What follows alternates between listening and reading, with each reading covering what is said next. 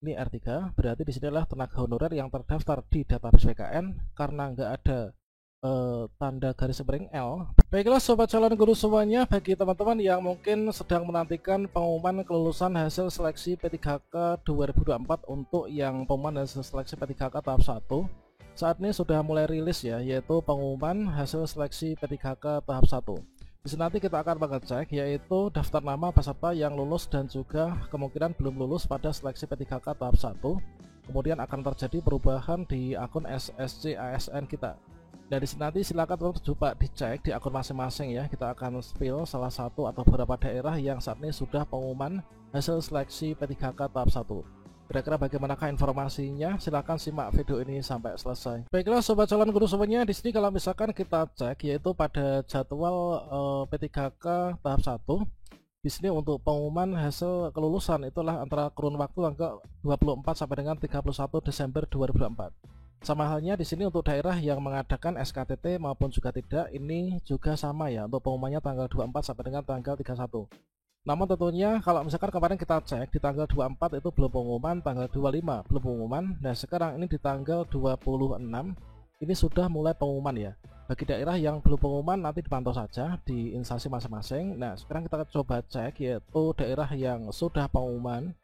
Dan kalau misalkan daerahnya teman-teman di sini belum pengumuman, nanti dipantau. Ini adalah kalau misalkan kita melihat pada jadwal di hari terakhir ya, inilah tanggal 31 Desember 2024. Dan salah satu contoh daerah yang sudah pengumuman kelulusan P3K 2024 itu adalah di kota Semarang teman-teman. Dari sini kita cek di Semarang itu sudah diumumkan yaitu pengumuman nomor sekian tentang hasil seleksi kompetensi pengadaan P3K. Ini adalah untuk yang tenaga teknis ya, yaitu P3K tenaga teknis di pemerintah kota Semarang. Nah berdasarkan surat PLT Kepala BKN nomor sekian, nah di sini disampaikan tertanggal 26 ya, yaitu perihal penyampaian hasil seleksi kompetensi P3K teknis. Di sini yang ditindaklanjuti dengan keputusan Sekretaris Daerah Kota Semarang ya, selaku Ketua Panitia Seleksi CASN Kota Semarang tentang penetapan hasil seleksi kompetensi P3K. Maka disampaikan informasi sebagai berikut, yaitu untuk yang pertama hasil seleksi kompetensi pengadaan P3K tenaga teknis pemerintah Kota Semarang. Ini sebagaimana tercantum pada lampiran yang tidak terpisahan ya, nanti kita akan cek yaitu untuk lampirannya. Nah teman-teman juga bisa melihat nanti untuk yang di kota Semarang ya, nanti bisa dilihat di akun SSCASN masing-masing peserta. Nah kemudian di sini di poin nomor 2 ya, ini adalah dijelaskan terkait tentang kode-kode yang muncul nanti pada lampiran untuk mengetahui kita itu lulus atau enggaknya. Jadi maksud atau arti kode-kode pada kolom keterangan dalam lampiran pengumuman ini adalah sebagai berikut ya. Yaitu yang pertama yaitu kode L.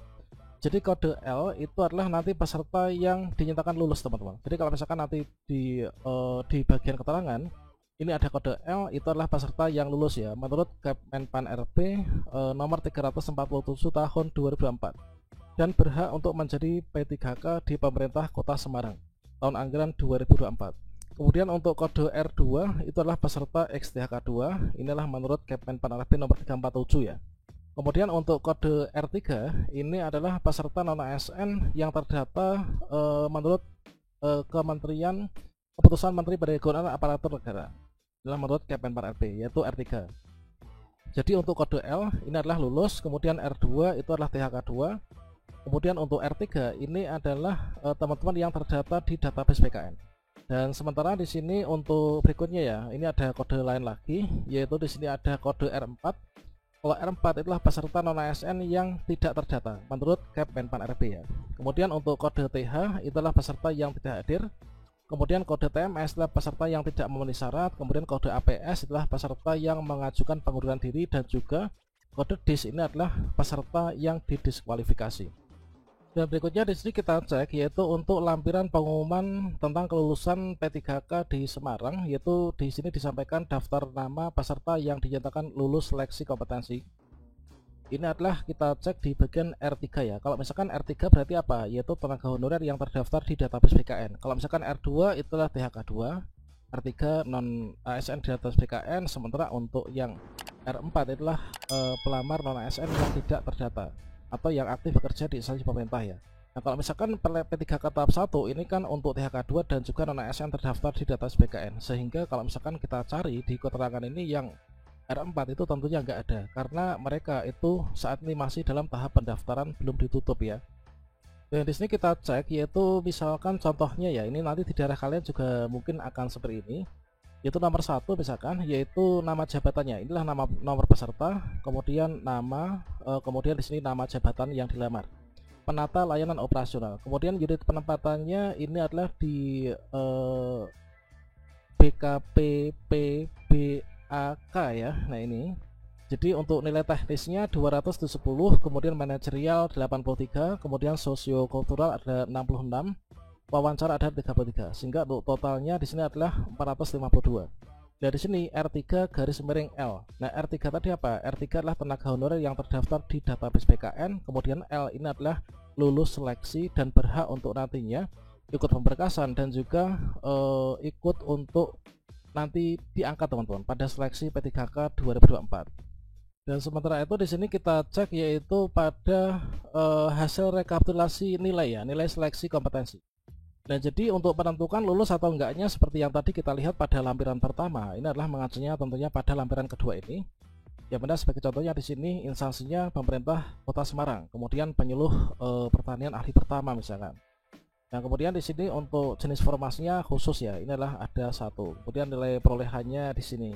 Dan tadi terkait tentang untuk di kolom keterangan, ini adalah untuk L tadi lulus ya, ini adalah peserta yang lulus, itu kodenya L. Kemudian R2 itu XTHK2, R3 itu non ASN di database BKN, R4 adalah pelamar non ASN yang tidak terdata di database BKN. TH tidak hadir, TMS tidak memenuhi syarat ya, APS pengunduran diri, kemudian adalah diskualifikasi. Nah kita cek untuk daftar nama yang lulus dan nggak lulus, ini kita bisa scroll ke atas dan dicari nama masing-masing ya. Dan di sini kita coba cek ya, yaitu ada 3 peserta yang kita ambil sampel secara random, yaitu untuk nomor peserta 73 misalkan. Nah istilah untuk nomor peserta akan dituliskan di sini, kemudian kode pendidikan ya, misalkan adalah persamaan SLTA. Kemudian di sini untuk nama, kemudian berikutnya tanggal daftar. Nah ini. Kemudian di sini dari perolehan nilai seleksi kompetensi dengan cat BKN. Yang mana di sini untuk nilai teknis ya, inilah untuk nilai yang manajerial itu adalah ada 76, kemudian nilai sosiokultural ada 56, wawancara ini ada 31 ya. Nah sementara di sini untuk teknisnya ini nilainya adalah ada 45,556 ya. Kemudian ini adalah kalau misalkan dibuat nilai skala maksimal teknisnya adalah ini, bobotnya sekian, kemudian skornya sekian. Kemudian di sini perolehan nilai akhir yaitu 368,0 ya, dan di sini mendapatkan kode yaitu R3 garis miring L.